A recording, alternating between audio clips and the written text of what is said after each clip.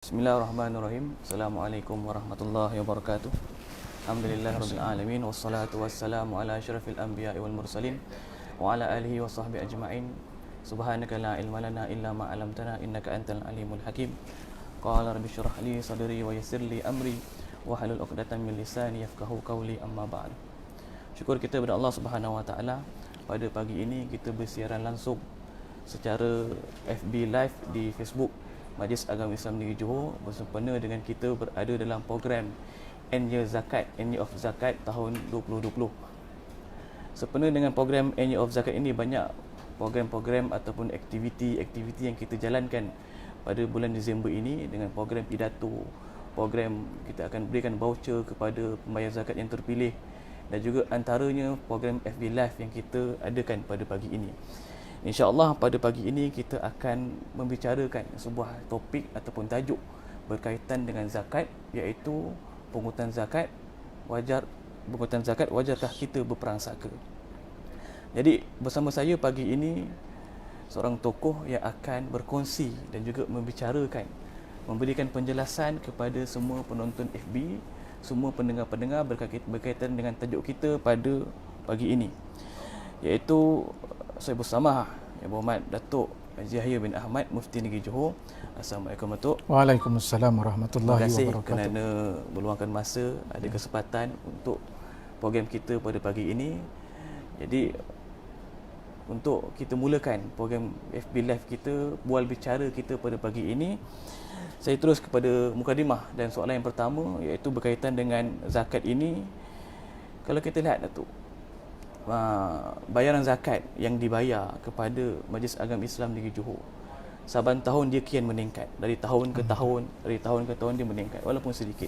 Cuma pada tahun ini kita tak pastilah, pada tahun 2020 dengan pandemik COVID-19 ini, kita tak tahu macam mana kesan dengan pandemik ini akan memberi kesan kepada kutipan zakat kita pada tahun ini. Jadi kalau pada setakat yang saya rekod, yang saya simpan pada pagi ini, setakat bulan November, kutipan zakat yang telah dibayar oleh orang Islam pada tahun 2020 ini, setakat November 231 juta. Satu angka yang tinggilah, dengan zakat pendapatan menyumbang terbesar kepada zakat, kutipan zakat pada tahun ini 109 juta, zakat perniagaan 58 juta, zakat simpanan 44 juta. Kalau lihat angka-angka ni agak besarlah kutipan zakat yang dikutip oleh Majlis Agama Islam Negeri Johor.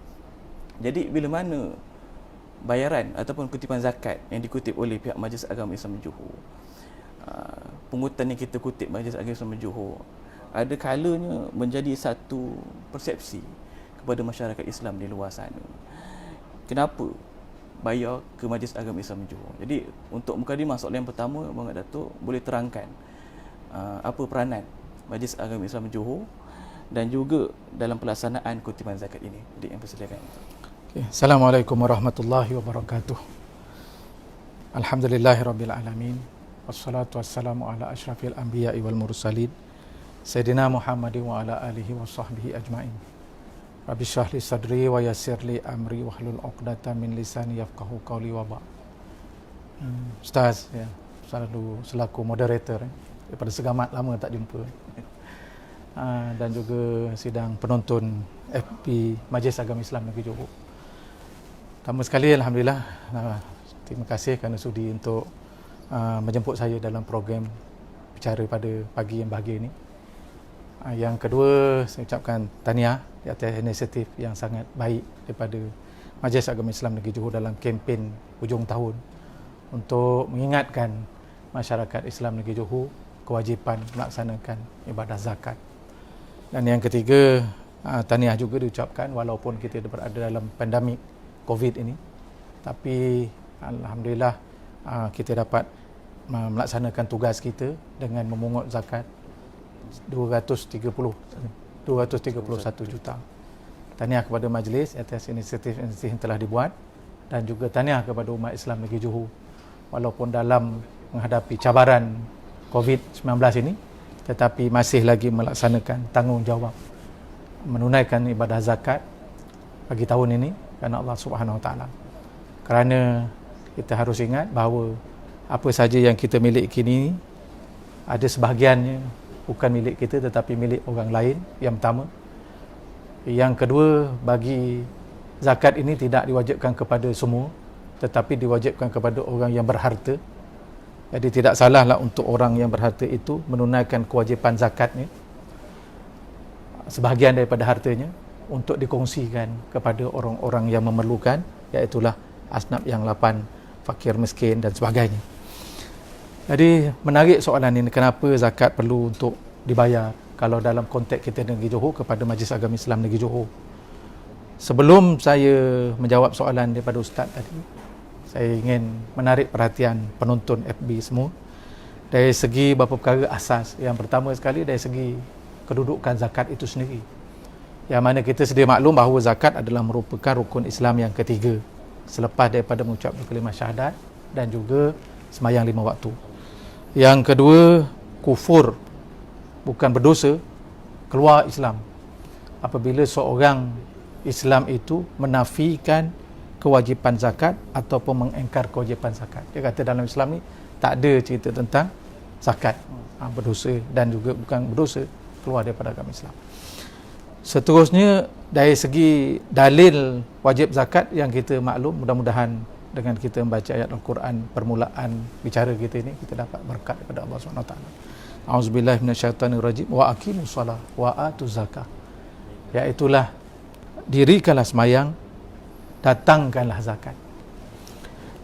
Kemudian ada dalil lain lagi, iaitulah yang ada kaitan sedikit dengan soalan Ustaz ni, apa peranan Majlis Agama Islam Negeri Johor. Kita tengok dalam surah At-Taubah ayat 103, firman Allah Subhanahu wa taala, a'udzubillahi minasyaitonir rajim, khuz min amwalihim shadaqah tutahhiruhum wa tuzakkihim biha. Ambillah sebahagian daripada harta orang-orang yang berharta sebagai zakat daripada mereka, kerana dengan menaikkan zakat itu akan membersih dan mensucikan jiwa mereka. Jadi daripada ayat-ayat ini ada beberapa perkara yang saya nak kita melihat ataupun menganalisa sedikit tentang kewajipan ini. Yang pertama sekali, kewajipan zakat itu ialah selepas hijrah Nabi Muhammad SAW. Yang kedua, ayat surah Taubah 103 tadi dipanggil ayat Madaniyah. Sebab dalam Al-Quran ini dia terbagi kepada dua. Satu dinamakan sebagai ayat Makkiyah, yang kedua nama ayat Madaniyah.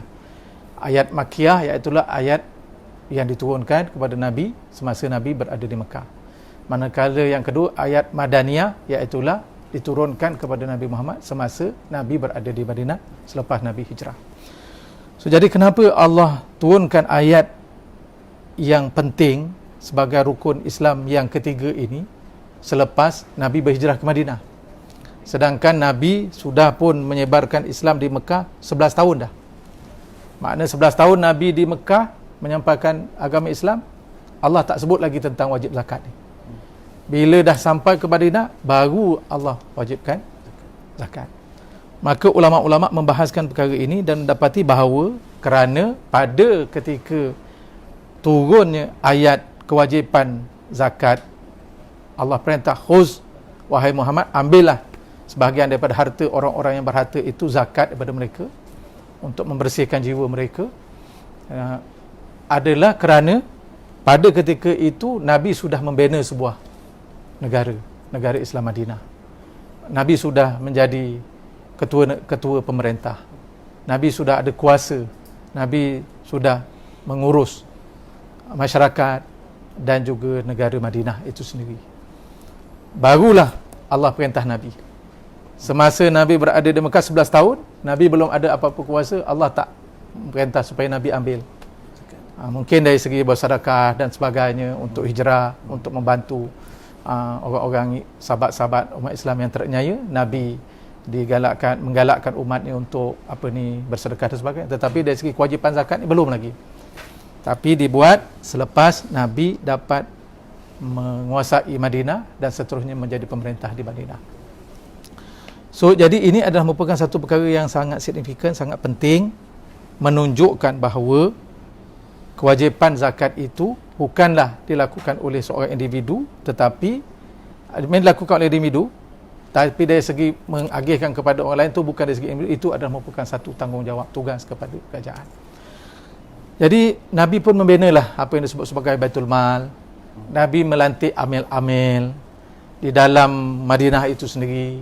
Sebahagiannya Nabi sendiri, tapi dengan kesibukan Nabi melantik beberapa orang sahabat.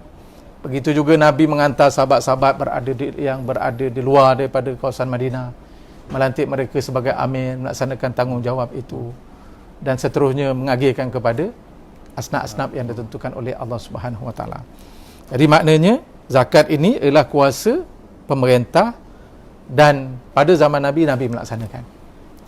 Kemudian kita tengok apabila Rasulullah sallallahu alaihi wasallam wafat, apa berlaku? Selepas wafat Rasulullah digantikan dengan khalifah ar-Rashidin, Sayyidina Abu Bakar As-Siddiq, Sayyidina Umar Al-Khattab, dan seterusnya yang lain-lain. Mereka juga melaksanakan tanggungjawab ini untuk memastikan umat Islam membayar zakat kepada pemerintah, kepada kerajaan Islam pada ketika itu, supaya Baitul Mal pemerintah dapat mengagihkan kepada asnaf-asnaf yang memerlukan. Jadi bukan setakat itu saja, Ustaz. Kalau kita tengok dalam zaman Saidina Abu Bakar, di hujung-hujung sana ada orang Islam yang dia tak nak bayar zakat kepada pemerintah. Apabila ada amil pergi ke tempat mereka, mereka telah menyatakan alasan dan sebagainya untuk tidak bayar zakat kepada wakil pemerintah pada ketika itu. Lalu Saidina Abu Bakar mengumpulkan sahabat-sahabat untuk mendapatkan pandangan dan fatwa, yang akhirnya sahabat-sahabat telah pun mendapat satu keputusan bahawa tak dapat tidak, orang yang tidak mahu membayarkan zakat kepada pemerintah pada ketika itu harus diperangi, kerana kewajipan itu adalah kewajipan daripada Allah dan Rasul. Ingkar zakat makna ingkar kepada Allah dan Rasul. Siapa mengingkari Allah dan Rasul, maka tidak ada jalan bagi mereka melainkan mereka haruslah diperangi. Jadi maknanya itu adalah merupakan keadaan kedudukan zakat itu sendiri berbanding dengan ibadah-ibadah yang lain. Semayang, ibadah puasa, hatta menunaikan ibadah haji itu sendiri pun adalah letak kepada kemampuan. Tidak ada orang yang mengukur kemampuan, Ustaz. Kan? Orang yang mengerjakan ibadah haji ni, tidak ada orang yang datang rumah, okay, awak wajib ke tidak untuk mengerjakan, maka awak wajib ke tidak, Ustaz. Itu atas diri sendiri. Kalau dia ukur di baju ukur baju di badan dia sendiri, dia kata dia mampu untuk mengerjakan haji, maka wajiblah dia untuk mengerjakan haji. Tapi zakat tidak. Pemerintah yang mengira, pemerintah yang menilai. Kalau dia kata saya banyak ini, ada tanggungan, saya punya perbelanjaan masih belum cukup lagi dan sebagainya, tak apa. Itu dia punya kefahaman. Tetapi kewajipan pemerintah mendatangkan orang yang boleh mengirakan, melihat dan juga membuat taksiran pada harta dan kewajipan supaya digunakan zakat. Maka di sinilah makna kita lihat yang pertama sekali, dari segi zakat itu wajib kepada disempurnakan pengurusannya ialah pemerintah. Dalam konteks negara kita di Malaysia, maka kita di Malaysia ni ada 14 negeri, Ustaz, dalam Perlembagaan Persekutuan pun telah menyebutkan dengan jelas jadual 9 bahawa zakat ini adalah merupakan kuasa negeri. Kuasa negeri di bawah raja-raja. Bagi negeri yang tidak ada raja, kuasa itu di bawah yang di-Pertuan Agong, jelas. Kemudian di dalam kita tengok dari segi enactment pun menyebut, enactment Pentadbiran Agama Islam Negeri Johor 2003. Bahkan enactment ini adalah merupakan enactment yang ditambah baik daripada enactment 1978. Maknanya daripada 1978 lagi pun sudah pun menyebut. Bahkan lebih awal lagi enactment zakat sendiri pun tahun 1895 kata saya kan, ada kaedah zakat di Negeri Johor telah menyebutkan bahawa, kalau di sini kita baca majlis dalam enactment 2003 section 86, majlis hendaklah berkuasa memungut zakat dan fitrah daripada setiap orang Islam yang kena dibayar dalam negeri Johor mengikut hukum syarak bagi pihak Duli Yang Maha Mulia Sultan. Jadi Duli Yang Maha Mulia Sultan ialah pemerintah. Kalau zaman Nabi lah. Kalau zaman Khalifah Islam, mana Khalifah lah. Kalau zaman kita ni, Sultan sebagai ketua agama, sebagai pemerintah, maka dialah yang bertanggungjawab. Dan majlis ini di delegate power, maknanya diturunkan kuasa oleh sultan kepada majlis untuk melaksanakan pungutan zakat dan seterusnya mengagih kepada asnaf-asnaf ni. Jadi di sinilah sebenarnya signifikannya ataupun kedudukannya. Tanpa kita ragu-ragu, adakah majlis agama ni saja-saja aja ataupun maknanya dia gila kuasa, pandai-pandai untuk dia membuat peraturan dan sebagainya? Tidak. Tapi sebenarnya zakat ini adalah merupakan hukum syarak. Zakat ini adalah merupakan sebahagian daripada perundangan ekonomi di dalam Islam. Maka Islam telah pun mengaturkan sistemnya begitu. Seterusnya dilaksanakan oleh Nabi, kemudian diwarisi oleh khalifah yang 4 dan khalifah-khalifah berikutnya sampailah kepada berakhirnya khalifah Islam. Begitu juga di negara kita oleh pemerintah, kerajaan dan juga badan yang telah dilantik oleh pihak berkuasa, iaitu Majlis Agama Islam Negeri Johor. Jadi sebab apa Ustaz dari segi zakat ni tadi, kalau tengok cerita zaman Sayyidina Abu Bakar tu, apabila seorang itu tidak bayar, maka dia perlu untuk dikuat kuasakan. Kalau zaman Bakar sampai dia kata perang. Jadi kalau misalnya zakat tidak diurus oleh satu badan, macam mana penguasaan itu boleh diambil? Takkan orang miskin nak pergi kat orang kaya minta sendiri, paksa dia bayar zakat, kan? Tidak begitu. Jadi maknanya diurus oleh satu badan yang dikelola oleh kerajaan. Begitu jugalah kedudukan Majlis Agama Islam Negeri Johor dan juga Majlis Agama Islam negeri-negeri yang ada di Malaysia. Sekian Ustaz. Terima kasih. Terima kasih Mak Datuk. Saya rasa kupasan yang sempurnalah, lengkaplah berkaitan dengan macam mana Majlis Agama Islam Negeri Johor boleh memungut zakat. Kita boleh mengutip zakat. Kita di Majlis Agama sebenarnya pun kita ada sasaran kutipan zakat kita dalam setahun. Saya sebut tadi untuk tahun setakat ini, tahun 2020, setakat bulan November kita dah mengutip 231 juta. Jadi untuk tahun-tahun akan datang kita ada sasaran-sasaran kita yang tertentu. Macam mana kita nak kutip zakat daripada orang-orang yang sebenarnya layak, dah kena bayar zakat, tapi dia tak nak bayar zakat. Jadi sebenarnya Majlis Agama Islam Johor bukan suka-sukalah kita nak bayar, kita nak kutip zakat. Orang kita pungut zakat. Tapi kita melihat macam mana yang telah diajar, yang telah dilakukan oleh zaman Nabi, diteruskan oleh Khalifah, Khulafaur Rasyidin, sampailah sekarang. Dengan adanya perundangannya lagi, Enactment 2003, Section 86, Majlis Agama lebih kuasa, tanggungjawab untuk kita memungut zakat. Jadi senang kata, Mak Datuk, apa yang kita buat, yang kita lakukan ini adalah macam warisan lah daripada dulu. Kita terus. Jadi nak kata persepsi masyarakat luar kita tak ada apa, tapi tugas kita lah untuk kita memberi pencerahan kepada mereka. Jadi sedikit mereka tahulah kenapa kita kutip zakat. Dan sebenarnya setiap sen zakat yang dibayar oleh syarikat, individu, setiap sen itu kita agih kepada mereka yang berhak menerima zakat tersebut. Jadi saya terus kepada soalan seterusnya Mak Datuk. Soalan yang kedua, jika boleh Mak Datuk menerangkan sedikit berkaitan dengan zakat yang dibayar, orang nak bayar zakat tapi dibayar di negeri lain.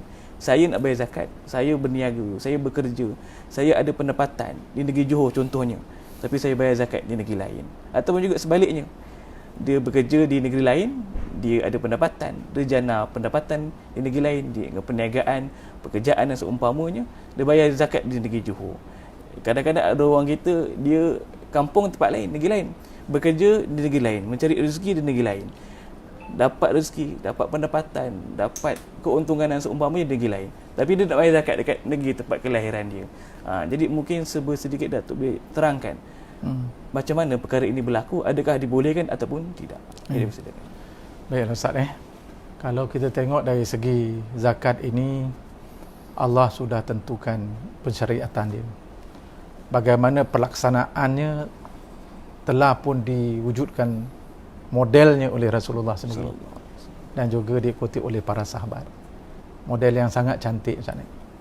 Sebab apa? Zakat ini ialah untuk membela golongan asnaf yang 8. Allah sebutkan sedekah itu ataupun zakat itu kepada fakir, miskin, kan, mu'allaf, fisabilillah, ibn sabil dan sebagainya itu yang 8. So jadi maknanya kewajipan umat Islam membela orang asnaf yang susah, asnaf yang terniaya, asnaf yang tertindas dan sebagainya, dia memerlukan kepada pembelaan. Satu kumpulan memerlukan pembelaan, satu kumpulan wajib membela. Apa instrumen membela itu? Ialah zakat. Dia bayar zakat, kemudian orang ini menerima zakat. Terbelalah dia, Ustaz. Soalnya macam mana kalau misal orang tu dia nak bayar tempat lain, kan Ustaz? Sebab apa dia nak bayar tempat lain? Saya, Ustaz, kampung saya pedalaman, susah, ramai ibu tunggal, miskin, pendapatannya tak menentu, Ustaz. Jadi saya duduk dekat Johor Bahru ni, saya tengok keliling saya, bangunan tinggi-tinggi, pergi rumah, taman-taman perumahan, semua hebat-hebat, kereta 3-4 biji, Ustaz. Saya fikir, kenapa saya nak bayar dekat sini? Baik saya bayar dekat kampung saya, kan? Saya ada satu persepsi begitu. Maka saya buat rumusan, baik saya bayar tempat saya berbanding dengan tempat ini. Okey. Bila saya buka dalam TV, Ustaz, ataupun kita buka dalam internet, dalam YouTube ataupun dalam berita-berita semasa, Ustaz, kita tengok negara-negara lain pula, Ustaz. Kalau petang ke malam, Ustaz, umat Islam di Syria sekarang ni musim sejuk, mereka menjadi pelarian, Ustaz, dalam keadaan duduk di kemah, dalam keadaan salji turun, kesejukan, tak ada pakaian, makanan tak cukup, menangis, minta bantuan dan sebagainya. Kesian gitu, Ustaz. Kita tengok pula, Malaysia ni kaya, Ustaz, kan? Tak ada orang yang susah sebenarnya, yang betul-betul susah kalau nak bandingkan dengan mereka. Maka kita kata, kenapa kita bayar di Malaysia? Baik kita bayar di tempat berkenaan. Ataupun kita tengok pula, Ustaz, di tempat lain pun begitu juga. Kita tengok dalam dokumentari, kita tengok dalam rencana-rencana di televisyen ni, kesusahan orang di Afrika, Ustaz, makan, hujan tak turun bertahun-tahun, negara kemarau. Kesian anak-anak dia, Ustaz. Perut buncit bukan buncit kerana kenyang. Kita perut kita besar ni kerana banyak makan. Dia kerana tak makan, Ustaz. Allah. Maka kita kata lebih baik kita hantar kepada negara berkenaan. Jadi bila kita begitu keadaannya, Ustaz, macam mana agaknya kalau dari segi pengurusan, kan? Satu perkara lah yang patut untuk kita lihat. Boleh ke tidak? Maka kita telusuri jugalah, Ustaz, macam mana pun tadi kita kata sudah ada modelnya. Kita tak boleh nak membuat jangkauan melalui persepsi kita, kan? Melalui kita punya simpati kita kepada orang dan sebagainya. Sebab apa? Sebab zakat ini ialah kewajipan. Zakat ni ialah rukun Islam. Kalau kita tak sempurnakan, tak tunaikan dengan sempurna, maknanya rukun Islam kita dah tentulah tidak sempurna, Ustaz. Berbanding dengan sedekah. Kata kalau misalnya kita tengok ada iklan, bantulah saudara kamu yang berada di Syria. Jangan Ustaz pegang cakap saya tak boleh bantu dia sebab patut bantu orang sini. Tidak. Yang ini hukumnya sunat. Maknanya sama ada sedekah dan sebagainya, memang wajib untuk kita bantu dia. Berapa nombor akaun kita masukkanlah apa yang kita mampu. Kalau ada tabung-tabung di masjid untuk orang Islam di Syria, untuk orang Islam di mana-mana yang susah, kita bantulah atas niat kita sedekah. Tapi dari segi zakat, untuk melaksanakan kewajipan rukun Islam kita kena pastikan betul-betul mengikut yang sebenarnya. Macam kita semayang, kita nak semayang, memang kita nak semayang. Adakah boleh kita nak semayang begitu saja? Tidak, kan? Maknanya mesti ada. Semayang ni dia ada rukun dia, dia ada syarat sah dia, ada perkara yang membatalkan dan sebagainya. Kita kena belajar yang ini dan kita kena ikut. Kemudian ada pula dia kata semayang yang afdalnya macam mana. Jadi semayang awal waktu, semayang begitu, begini dan sebagainya. Jadi ini yang kita nak ikut tertib ni supaya ibadah zakat kita ini sempurna bagaimana ibadah semayang kita. Sebab apa? Sebab ibadah zakat kita rukun Islam, ibadah semayang rukun Islam. Tetapi yang lainnya itu sebagai value added kepada amalan kita, bekalan kita. Mana kita nak dapat pahala lebih dan sebagainya, itu sebagai tambahan. Buat digalakkan, dituntut, tak buat tidaklah dipaksa. Jadi kalau kita balik kepada model Rasulullah, macam mana? Rasulullah sallallahu alaihi wasallam mengutuskan, tadi kita sebutkan bahawa Rasulullah mengutuskan amil-amil di negara-negara, di tempat-tempat lain yang jauh daripada Madinah. Dalam kitab ada menyebutkan antaranya sahabat yang jauh ni, iaitulah Muaz bin Jabal. Muaz bin Jabal dilantik oleh Rasulullah sallallahu alaihi wasallam sebagai gubernur pemerintah mewakili Rasulullah. Di mana? Di Yaman, jauh. Antara apa ni Ustaz, Mekah, Madinah ni dengan Yaman beratus-batu Ustaz, jauh. Perjalanannya berminggu nak sampai.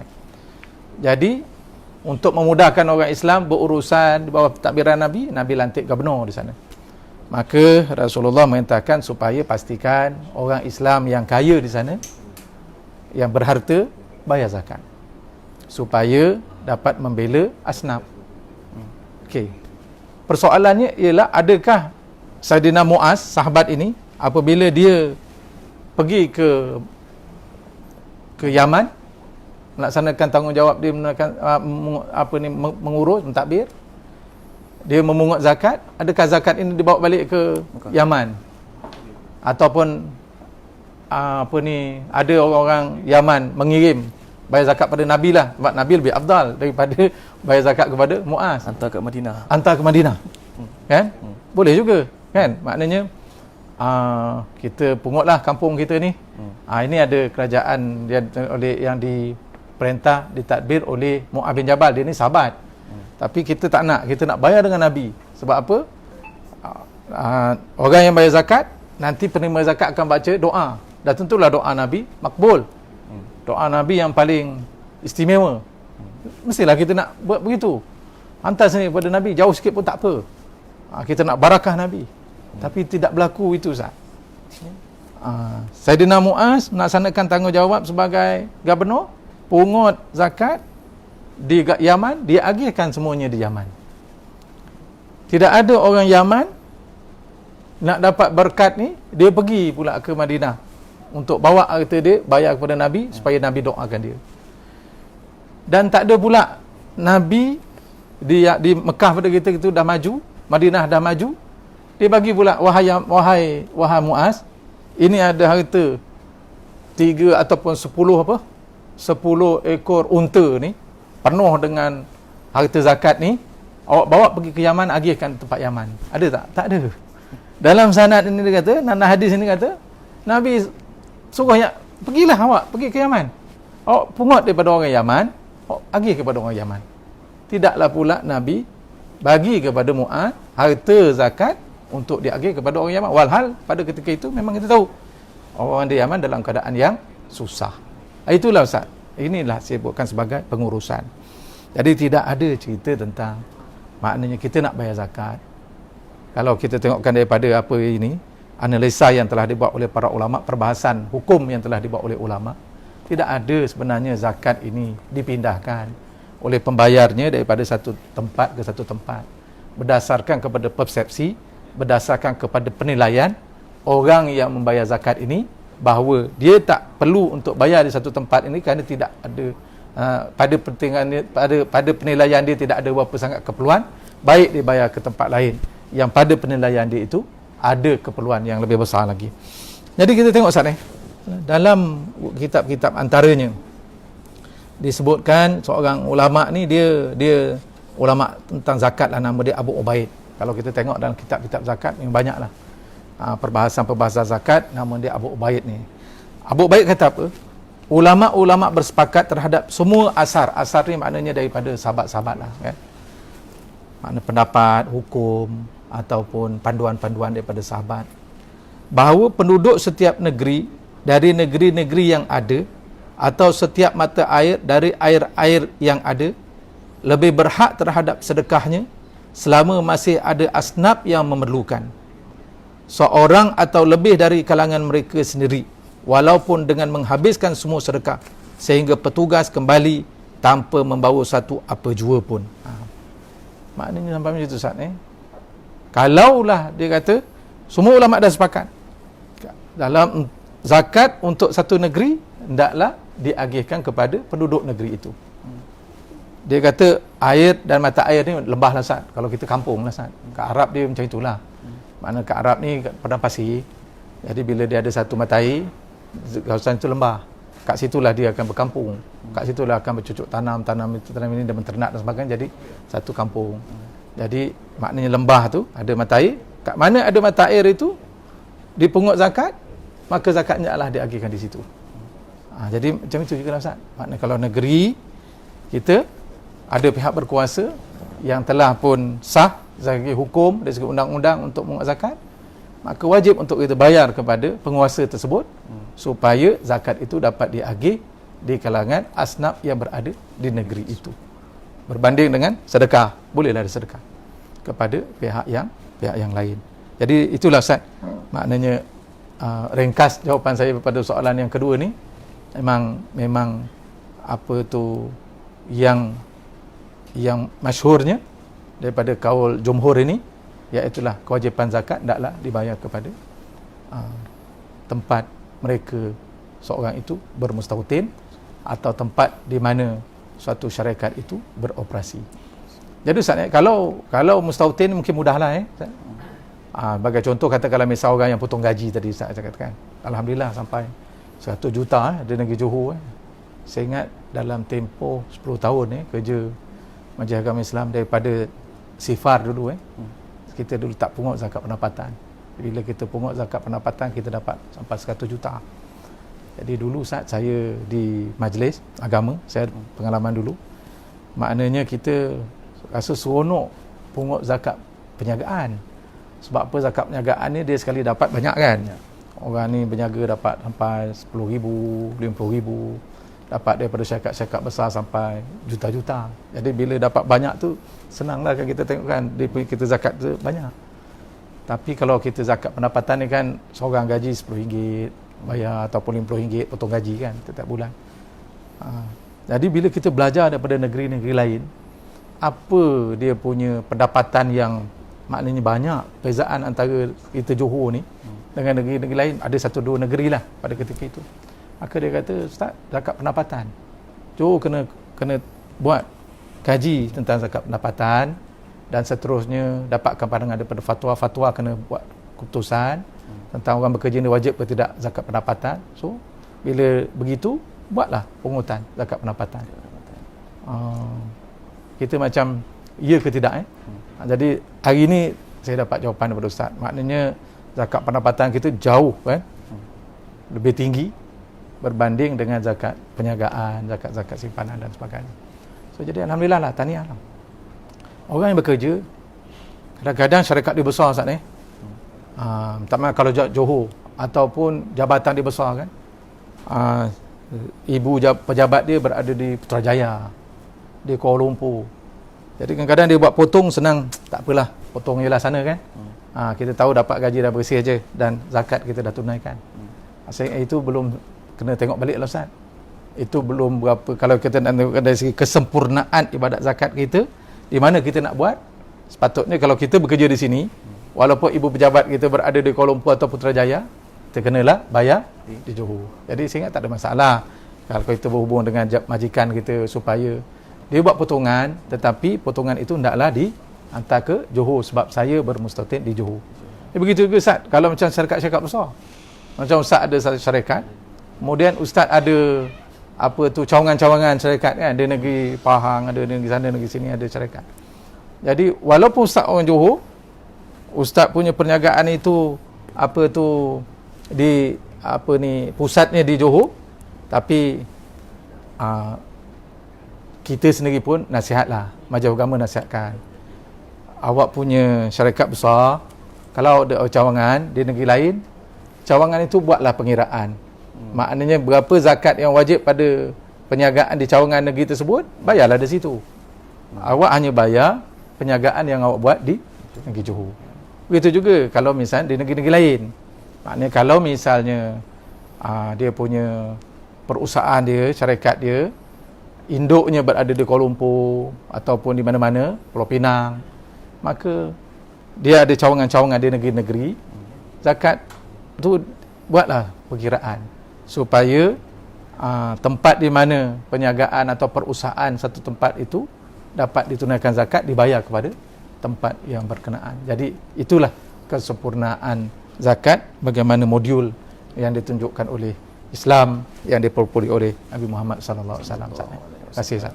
Terima kasih kepada Mak Datuk berkenaan dengan pembayaran zakat. Di mana tempat kita mencari rezeki? Saya rasa dah jumpalah jawapannya kalau sesiapa penonton yang melihat, yang mendengar. Kat mana kita nak bayar zakat kalau kita bekerja di tempat lain, dan tempat kita mencari rezeki itulah tempat yang sebaiknya untuk kita membayar zakat.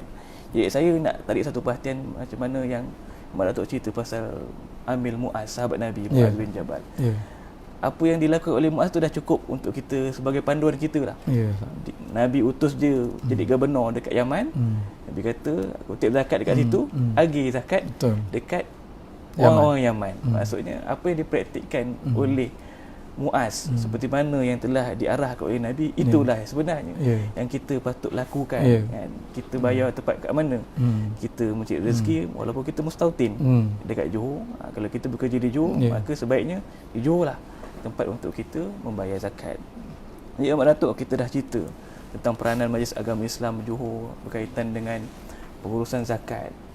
Dari segi perundangannya macam mana, dari segi apa yang dilaksanakan ketika pada zaman Nabi. Kita dah cerita tentang kat mana kita nak bayar zakat. Kalau kita tengok Mak Datuk, kalau saya tengok rekod ni, pembayaran zakat walaupun pada bulan November sampai bulan November 231 juta, tetapi pembayarannya agak naik.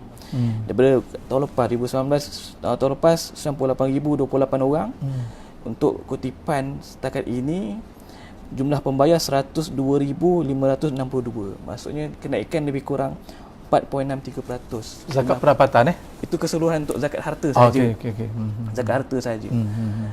Zakat pendapatan pun naik Mak Datuk. 72,000 untuk tahun lepas, tahun ni 76,000. Alhamdulillah. Jadinya walaupun kutipannya agak nampak mungkin kesan pandemik tu, tetapi jumlah pembayarnya meningkat. Jadi satu tanda positif lah kesedaran masyarakat kita tentang kat mana mereka nak membayar zakat.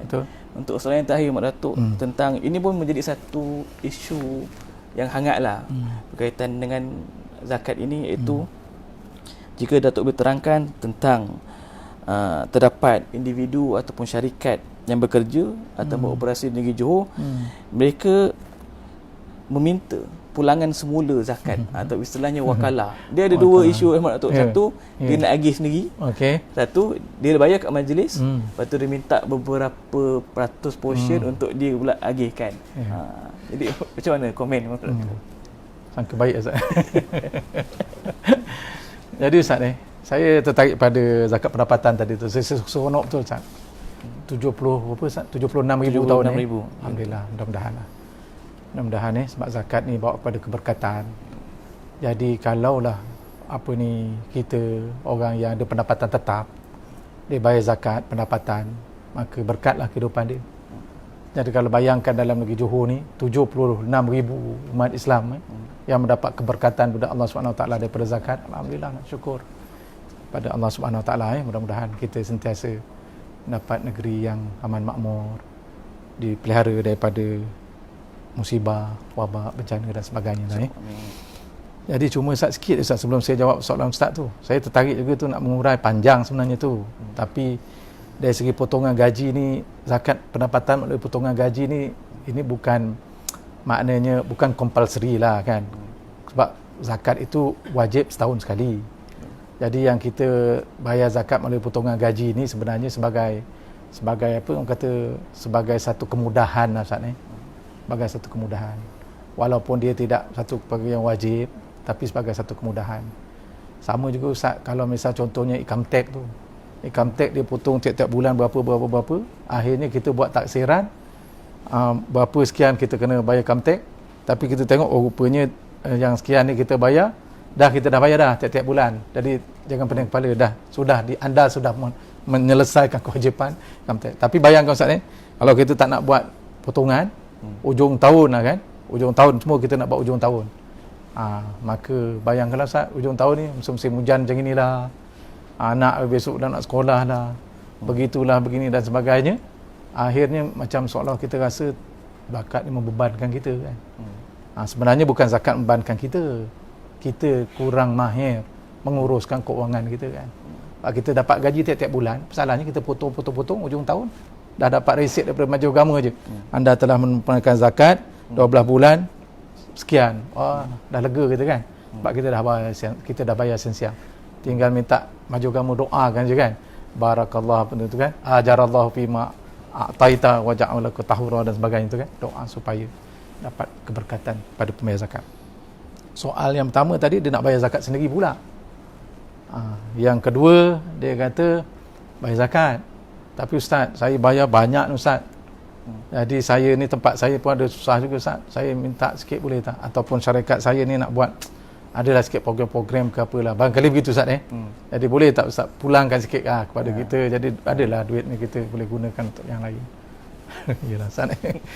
Jadi kalau kita tengok dari segi yang pertama tadi bayar zakat sendiri, saya ingat dengan ayat-ayat dan juga perbincangan kita dari tadi itu dah jelas Pak ni. Maknanya modul ibadah yang sempurna hendaklah dibayar mengikut apa yang telah diajar oleh Islam. Apa yang diajar oleh Islam ialah bayar kepada amil yang dilantik oleh pemerintah untuk memungut zakat. So jadi itulah yang terbaik. Yang Nabi buat begitu, maka tak ada pula dalam hadis Nabi katakan, kalau pergi tempat yang susah, bayarlah zakat untuk mereka. Ataupun kalau ada awak dapati orang-orang yang susah daripada keluarga awak, bayarlah zakat untuk mereka. Lain dengan nafkah, tak? Kewajipan ni ada dua. Yang pertama kewajipan zakat, ibadah kita rukun Islam. Yang kedua kewajipan nafkah. Nafkah ni maksudnya orang-orang yang berada di bawah tanggungan kita lah Ustaz. Ataupun ada orang yang susah, keluarga kita. Contohnya adik-beradik kita, ada seorang perempuan, suami dia meninggal, dia ada anak kecil. Nafkah tu wajib pada kita Ustaz, bantu dia. Jadi yang itu satu perkara. Makna nafkah, kita bantulah. Kalau kita tengok ada ahli keluarga kita yang susah, bantulah, berilah dia nafkah. Itu kewajipan kita. Tapi adakah zakat kita bagi pada keluarga kita ni sebab dia susah? Itu satu perkara yang kita nak tengok balik kepada model yang diuruskan oleh, ditunjukkan oleh Nabi Muhammad SAW. Jadi kalau kita tengok sebenarnya tidak berlaku begitu Ustaz. Sebab ini adalah merupakan satu sistem, satu kewajipan pemerintah untuk menguruskan. Jadi dah cantik dah model tu. Maknanya pemerintah menubuhkan suatu badan, satu jabatan, satu organisasi untuk menguruskan hal ini. Supaya akhirnya matlamat itu tercapai. Sama juga macam sebagai mudah saja, macam contohnya dari segi percukaian pun begitu juga. Percukaian ni maknanya kerajaan melantik satu jabatan untuk mengurus cukai supaya duit itu dapat dipungut dan projek kerajaan dapat dilaksana. Buat sekolah, buat jalan raya, buat kemudahan-kemudahan awam dan sebagainya. Jadi zakat pun begitu juga sebab dia ada matlamat akhir tu. Apa dia? Matlamat akhir ni ialah untuk golongan yang 8 ni dapat dibela Ustaz. So jadi kalaulah misalnya orang itu dibayar zakat sendiri pada penilaian, pada persepsi dia, satu perkara juga, adakah orang ni betul asnafnya? Betul lah. Sedangkan kemudian ada pula asnaf yang 8. Kita tengok tadi penilaian kita, mungkin orang ni susah, kita rasa dia ni sebagai katakanlah misal fakir ataupun miskin. Jadi kewajipan hak orang yang lain ni macam mana? Tu banyak perbahasan Ustaz. Ulama kata ni macam ini, tapi maknanya kita tengok dekat situ bila ada perbahasan itu ada benda yang something yang tak berapa clear lah Ustaz ni. Berbanding dengan yang memang dah clear peraturan itu, bayar kepada pemerintah supaya pemerintah dapat laksanakan. Saya rasa mungkin Ustaz ada perangkaan. Nanti mungkin kalau boleh Ustaz kongsikan kepada sidang pendengar kita. Berapa zakat belanjakan kepada anak-anak kita yang nak sekolah? Berapa zakat belanjakan kepada fakir miskin setiap bulan sara hidup mereka? Berapa yang zakat Majlis Agama Islam kumpulkan bagi untuk pembiayaan orang-orang yang terlantar sakit Ustaz? Sekarang ni minta maaf katalah Ustaz ni, masyarakat kita banyak orang-orang yang ialah diuji Allah SWT dengan penyakit macam-macam. Sakit jantung aja Ustaz, nak buat pendarahan sampai ratus ribu Ustaz ni. Saya dalam jatuhan kuasa zakat tengok. Tapi tak apalah, itu dah hak dia kan. Bagilah. Ada sampai puluh ribu, ratus ribu pun ada.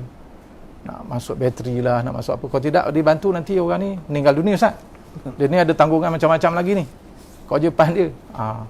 Begitu juga apa ni, dialisis tadi kan. Dialisis ni tiap-tiap bulan. Dan tiap-tiap bulan tu kena dibayar. Ibu tunggal, orang yang susah kat kampung-kampung, kat bandar pun ramai Ustaz, orang susah Ustaz. Gelandangan dan sebagainya. Dia bukan makan sekali setahun. Kan? Sebab kita bayar zakat sekali setahun. Katakanlah misalnya kata kita semua orang nak bayar. Saya nak bayar kepada individu yang saya fikir dia layak untuk terima. Lalu dia pun bayar. Orang ni pun bayar sini, orang sini. Jadi apa hal orang yang dah dapat sepatutnya tiap-tiap hari dia nak mendapat sadaan makan minum, dapat rawatan perubatan dan sebagainya. Baik itulah sistem dalam Islam, zakat diurus oleh pemerintah, oleh penguasa. Dikumpulkan duit itu, bila banyak diagihkan mengikut keperluan. Orang ni susah, dia anak ramai, sepatutnya perbelanjaan dia sebulan 1,000. Lalu macam mana? Dia mohon kepada Majlis Agama Islam Negeri Johor. Majlis Agama Islam pergi hantar pegawai, buat penilaian. Memang betul susah saat rumah bocor sana sini dan sebagainya, makan anak ramai dan sebagainya. Aku dibawa kepada Majlis Agama, majlis pun bagilah dia tiap-tiap bulan RM1,000. Alhamdulillah hiduplah dia. Terbelalah dia. Anak-anak dia boleh belajar dan sebagainya. Anak dia nak sekolah macam mana? Majlis bagi pakaian. Tak buku tak ada, bagi buku. Dan macam-macam lagi. Dia pula mak bapak dia kadang sakit, kadang bagi. Ada pula yang sulung nak pergi pula belajar, sambung belajar ke Mesir ke mana. Macam mana? Ada lagi zakat lagi. Jadi tak nampaklah di situ maknanya ada pengabaian kepada masyarakat Islam tu kan. Sebab apa? Dibela oleh zakat yang diurus oleh penguasa zakat. Kalau tempat kita di Majlis Agama Islam negeri-negeri. So jadi mengagihkan tu memang itulah tadi banyak persoalan-persoalan yang menunjukkan bahawa perbahasan itu banyak menunjukkan bahawa sebenarnya tak clear cerita tentang nak mengagihkan zakat itu kepada siapa yang kita rasa dia layak untuk menerima. Sebab sepatutnya kalau misalnya seorang itu kita nampak dia ni susah, okey, kita bayar zakat kepada majlis, kita beritahu kepada majlis, Ustaz, kat kampung saya tu sebelah rumah tu kesian Ustaz, dia tak dapat bantuan daripada mana-mana tu, boleh tak Ustaz uruskan dia supaya dia dapat bantuan zakat? Kan Ustaz? Jadi cantiklah Majlis Agama pun datang ke rumah orang, betul dia ni dibantu zakat. Jadi orang yang memberitahu kepada dia pembayar zakat, dia beritahu kepada Majlis Agama, kan? Dan Majlis Agama bantu kepada dia, apa persepsi orang yang menerima ni? Tak ada apalah kan? Maknanya dia dapat zakat dengan senang hati. Tapi kalau misalnya Ustaz bagi kepada dia terus, tak payahlah saya tak nak bagi pada majlis, saya memang tahu dia ni orang susah, saya nak bagi dia. Okey, apa rasa dia dengan Ustaz? Rasa rendah diri, malulah kita kan. Banyak kalau tak kerana Ustaz bantu saya dulu, anak-anak saya apa, saya tak boleh nak kata apalah kalau dengan Ustaz, kan? Rasa rendah diri dalam masyarakat akan jadi begitulah. Orang yang susah dia akan rasa sentiasa rendah diri kepada orang yang berharta. Sebab apa? Kalau tak kerana ada orang berharta dalam kampung ni, dia akan jadi susah. Satu. Yang kedua, katakanlah misalnya tiba-tiba ada masalah pula, anak ustaz bayar bantu dia, bergaduh dengan anak dia, tiba-tiba anak dia ni macam-macam tumbuknya mata anak ustaz, lebam mata dia, masuk hospital, cedera dan sebagainya. Agak-agaknya besok ustaz nak bagi tak bantuan pada anak dia ni? Cari orang lain. Cari orang lain. Apa akan jadi pada dia? Itulah sebenarnya zakat. Jadi ustaz bayar ke Majlis Agama Islam Negeri itu ustaz dah tunaikan rukun ustaz, rukun Islam ustaz. Dah sempurna, dah dibaca doa dah habis dah. Sempurna dah. Allah aja nanti balas. Yang ini duit ustaz tanpa ustaz tahu, membantu jiran ustaz yang susah. Jiran ustaz pula dia kata dia dapat daripada hak Baitul Mal. Ni memang hak saya. Daripada zakat. Saya dapat, tak ada masalah. Saya susah, memang patut zakat membela saya. Dia tak ada rasa rendah diri dalam masyarakat, dia tak rasa diri dia malu dengan jiran yang bayar zakat kepada dia, ataupun pakcik dia yang selama ni bayar pada dia tiap-tiap bulan dan sebagainya. Tak terasa terhutang budi kepada orang-orang yang berkenaan. Jadi itulah sebenarnya krisis zakat. Memang patut.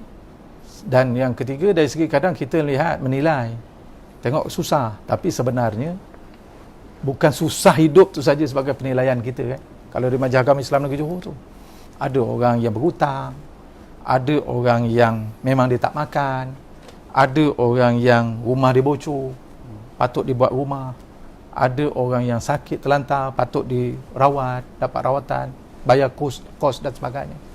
Inilah yang dibantu dengan duit zakat ini, semua dalam bentuk-bentuk yang begitu dapat kita bantu dengan sesempurnanya mengikut kepada keperluan sebenar asnaf itu sendiri. Jadi memang itulah syariat Islam ni sebenarnya cantik Ustaz ni, dalam pengurusan ekonomi, pengurusan harta ni melalui kewajipan zakat, dan kewajipan itu diurus dengan sebaik mungkin, akhirnya adalah pembelaan kepada mereka-mereka yang memerlukan. Soal orang bayar minta paut, saya ingat dulu-dulu tak ada lah Ustaz. Zaman saya dulu jadi kadi daerah ke, ataupun saya mengurus zakat dululah 10 tahun lepas lah, tak ada. Tapi saya maklum benda ni. Sekarang ni sudah menjadi satu trend Ustaz. Ini satu perkara lah yang saya rasa satu persoalan sebenarnya. Apa sebab dia bayar zakat untuk ibadah, kewajipan dia pun. Lepas tu dia boleh pula minta kepada majlis ataupun kepada badan zakat ini mengeluarkan peruntukan sebahagian pada dia untuk keperluan dia mengagih lah kan, ataupun keperluan lain. Jadi itu satu perkara. Saya pun perkara itu berlaku, permintaan itu ada, dan kadang-kadang ada mungkin agaknya kata tak apa Ustaz, kalau Ustaz tak nak bagi tak apalah, saya patut bayar 10, saya bayar 5 je, 5 saya bagi sendiri. Ataupun mungkin agaknya kadang-kadang ada, minta maaf lah cakap Ustaz, kadang-kadang ada juga tempat-tempat yang nakal ni. Ada negeri-negeri yang tak maaf saya sebut perkataan, negeri-negeri yang nakal. Jadi sebab apa, zakat ini bila kita bayar, kita dapat resit, dan akhirnya nanti kita akan boleh gunakan resit ni kan untuk tujuan potong cukai pendapatan ataupun tujuan-tujuan yang lain kan. Jadi yalah, mungkin begitulah Ustaz keadaan dia. Adakah boleh ke tidak? Yalah, sebab sepatutnya dia dah gunakan, habislah tanggungjawab dia. Kenapa pula dia nak minta tanggungjawab itu? Dia dah menunaikan zakat, sempurnalah. Kenapa pula dia nak minta pula sebahagian daripadanya untuk diagihkan? Sebab mengagihkan zakat ini ialah tugas tadilah penguasa tadi. Kalau zaman Nabi lah mengagihkan pula. Tak adalah pula Nabi kan datang ni, okey separuh ni awak nak bagi, awak bagi kat kampung awak ni separuh ni, tak ada. Nabi ambil semua, Nabi yang mengagihkan. Yang orang ni baliklah dia. Tak dia selesailah tanggungjawab dia kan. Jadi nak buat begitu. Kerana ada permintaan-permintaan dan sebagainya, ke majlis kena memikir apa kaedah yang terbaik lah. Itu timbul kaedah wakalah tu Ustaz ni. Maknanya beginilah, awak minta boleh, awak bayar pada kita 10,000, awak nak gunakan sebahagian tak apalah. Yang ini 3,000 ni sebenarnya duit zakat awak. 3,000 ni untuk fakir miskin ni, saya wakilkan pada awak supaya awak agihkan kepada orang yang memerlukan berdasarkan kepada orang yang kita dah kenal pasti ni. Awak wakil saya apa-apa hal awak kena bertanggungjawab ni awak terima wakil. Itulah Ustaz yang kita boleh buat. Nisbah kalau Ustaz bayar, orang ni bayar pada kita nak bagi dia berapa peratus, tak apa, awak kita pulangkan balik kepada awak. Pandai-pandailah awak nak buat apa, itu kita tak boleh nak buat begitulah Ustaz. Sebab kita ni amanah. Tak amanah kita jadi begitu. Sebab apa? Kita patut bagi kepada asnaf. Jadi kita pulang pada orang ni atau syarikat ini, asnaf ni dapat ke tidak ni? Itu masalah tadi kan. Tadi nanti Ustaz tengok berapa kita punya keperluan untuk kita agihkan. Pada sebahagian pihak ni minta begini, pihak ni minta begini. Jadi akhirnya falsafah zakat, matlamat zakat tu tak sampai kepada puncaknya. Kita tengok, saya ada satu lah Ustaz kita tengok dalam betul ke apa yang saya cakap ni. Tengok pada dalil Ustaz Rasulullah sallallahu alaihi wasallam telah dalam sebuah hadis hasan sahih daripada Anas bin Malik yang meriwayatkan bahawa seorang lelaki datang kepada Nabi. Dia kata apa? Wahai Rasulullah, apabila aku membayar zakat kepada utusanmu, amilmu, maka apakah aku terlepas daripada kewajipan itu terhadap Allah dan Rasulnya? Nabi jawab apa? Sebab ialah mungkin saya bayar zakat kepada amil ni, nampak tempat kita ni orang miskin makin bertambah, zakat pungut banyak, jadi adakah saya zakat saya ni dah lepas ke kewajipan saya, ataupun patut saya bayar sendiri kepada dia, ataupun macam mana. Jadi Nabi kata apa? Nabi menjawab, Rasulullah sallallahu alaihi wasallam menjawab, ya, jika engkau membayar zakat kepadaku atau utusanku, maka engkau telah bebas daripada kewajipan zakat terhadap Allah dan Rasulnya. Bebaslah. Bagimu pahala dan dosa bagi orang yang mengubahnya. Maknanya dah dapat pahala dah lah. Saya pula ni yang dibebani dengan tanggungjawab ni, sebab saya mengurus zakat. Kalau saya buat yang tak betul, berdosalah saya. Satu Ustaz ni. Ada lagi menarik Ustaz ni. Ada satu kisah daripada para sahabat Ustaz ni. Dia sahabat ni nama dia Mughirah bin Syu'bah. Mughirah bin Syu'bah ni dia ada harta Ustaz. Dan dia ada seorang hamba. Harta dia duduk di Madinah. Harta dia di Taif. Dia ada hamba. Jadi kemudian hamba tu dibebaskan dan dilantik untuk menguruskan harta dia lah yang di Taif ni. Maka bila dah sampai setahun dia nak bagi pendapatan hasil kan daripada perusahaan kebun dia di Taif pada Mughirah ni.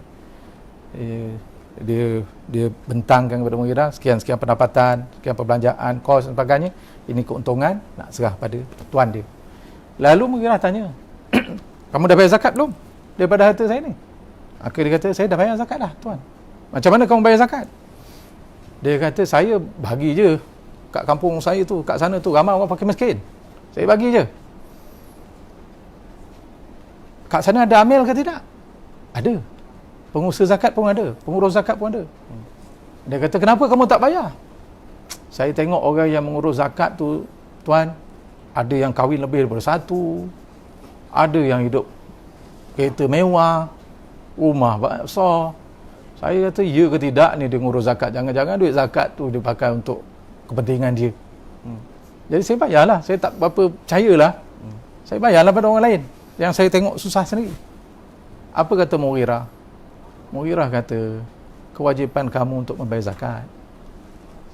Sekalipun kamu melihat bahawa orang itu memang betul-betul dia menyelewengkan duit zakat, tetap kamu wajib bayar pada dia. Sebab dia pemerintah. Adapun kalau dia buat penyelewengan dan sebagainya, itu dia tanggunglah sendiri. Kewajipan kamu untuk membayar, bukan kewajipan kamu untuk melihat apa benda yang dibuat daripada duit zakat tu. Jadi ini kalau kita tengok kat sini Ustaz sama ada kita nak agih sendiri ke, ataupun kita nak sebahagian daripadanya, kita rasa kita ada orang yang memerlukan, kita nak agih juga, kita nak minta balik daripada majlis agama.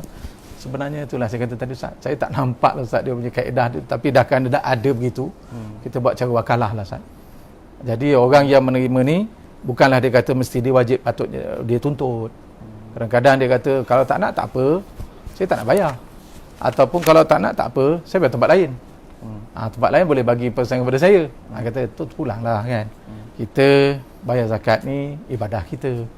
Biarlah pendapatan kita, hidup kita berkat, penjagaan perusahaan kita berjaya, dapat rahmat berkat Allah SWT. Dalam masa yang sama orang-orang ni betul-betul terbela, asnaf kan. Jadi kalau itu keadaannya, tak boleh nak kata apalah, kita wakilkan aja. Baiklah, awak bolehlah, dah begitu awak punya keputusan, kita wakilkan kepada awak. Tapi wakil ini bukan mesti awak paksa majlis agama. Saya dah bayar ni, mesti majlis agama bayar balik kepada saya. Kalau tidak, janganlah begitu kan. Sebab ini kita nak wakil kepada awak. Dan kita nak wakil pun bukanlah semua sebarang je kita tengok, asal awak bayar, kita wakil lah, tak apalah, lepaslah tanggungjawab kita. Tidak begitu. Sebab kita ni kalau dalam keekonomian biasa pun ada auditannya, kan? Ada auditnya, ada perimbangannya dan sebagainya. Sebab nanti kalau bila tak betul caranya, besok kita akan kena jawab dengan audit dan sebagainya. Begitu juga besok kat akhirat pun begitu juga. Awak wakil kepada hamba Allah ni, awak yakin ke tidak hamba Allah ni boleh mengurus? Awak dah bertanggungjawab untuk mengurus zakat. Awak wakilkan kepada orang lain. Orang ni tak berupaya untuk mengurus. Macam mana awak boleh bagi? Satu masalah juga Ustaz. Jadi orang yang di majlis agama ni pun satu hal juga, dia akan besok berhadapan dengan soalan itulah kan di akhirat besok. Jadi pada saya lah Ustaz, nasihat saya akhir sekali Ustaz ni, dah terlanjur kita itulah balik kepada tujuan kita lah Ustaz. Tujuan kita untuk apa kita bayar zakat? Kalau kita tujuan kita untuk menyempurnakan rukun Islam, sebab itu saya sebutkan mula-mula zakat ni rukun Islam. Rukun Islam dia ada kaedah dia. Macam mana semayang, macam mana haji, macam mana puasa, tak betul caranya, pahala kurang, tak betul caranya, batal. Begitu juga dengan zakat. Ada pahala kurang, ada tak betul caranya, tak ada terima, tak sah zakatnya Ustaz. Sebab dia adalah merupakan ibadah yang tertakluk kepada semua-semua tu. Kita buatlah dengan sebaik-baiknya dan mengikut model yang telah pun ditunjukkan oleh Rasulullah SAW. Minta maaf Ustaz kalau tersilap bicara. Terima kasih Ustaz. Jadi terima kasih kepada Mak Datuk Mufti. Saya rasa panjang lebar lah. Panjang sangat Ustaz. Berkaitan dengan peragihan zakat ni. Kaedah wakalahnya dengan peragihan sendirinya. Jadi mungkin boleh menjawab lah sedikit. Orang di luar sana macam mana mereka ada persepsi yang macam tu. Dan mungkin boleh menjernihkan keadaan, boleh mengubahkan pemikiran dia macam mana kaedah zakat ni. Sebenarnya saya nampak zakat ni dia satu sistem tu. Satu sistem pungutan dan juga agihan. Itu yang kita laksanakan di Majlis Agama Islam Johor. Saya kongsilah kutipan zakat sehingga November 2020 231 juta. Dalam masa yang sama kita agihkan 234 juta, melebihi. Lebihlah maksudnya kita agihkan lebih. Keperluan lebih.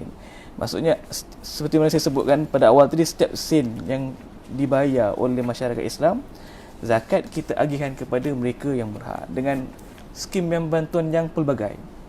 Saya sentuh beberapa bantuan yang agihan yang dilaksanakan oleh Majlis Agama Islam. Antaranya bantuan sara hidup. Kita bagi dia bulan-bulan bantuan sara hidup. 63 juta.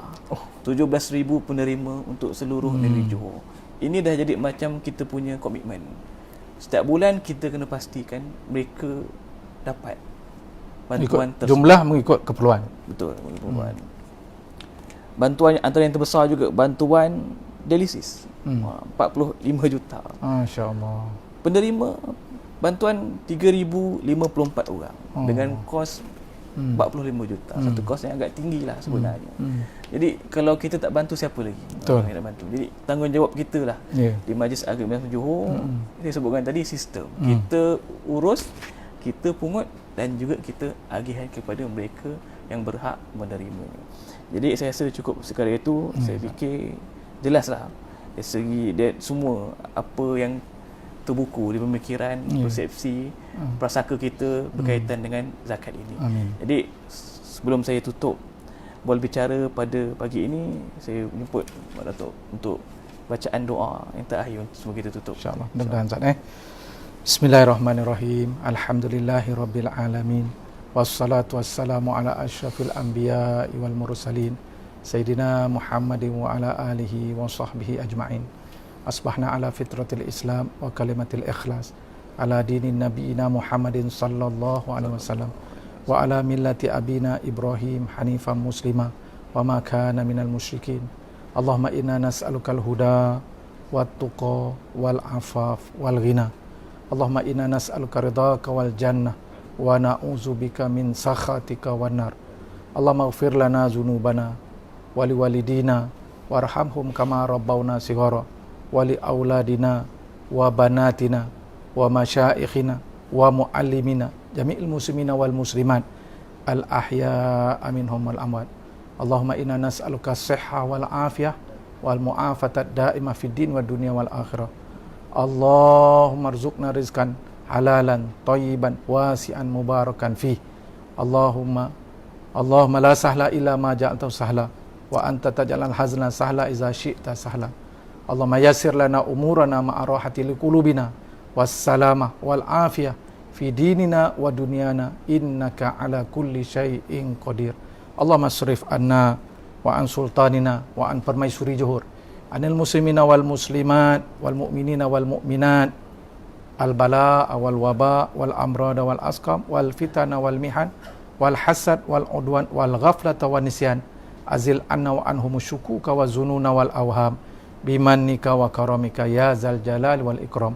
Rabbana atina fid dunya hasanah wa fil akhirati hasanatan wa qina azabannar. Wa sallallahu ala sayidina Muhammad wa ala alihi wa sahbihi wa baraka wa salam. Walhamdulillahi rabbil alamin. Taqabbalallahu minkum.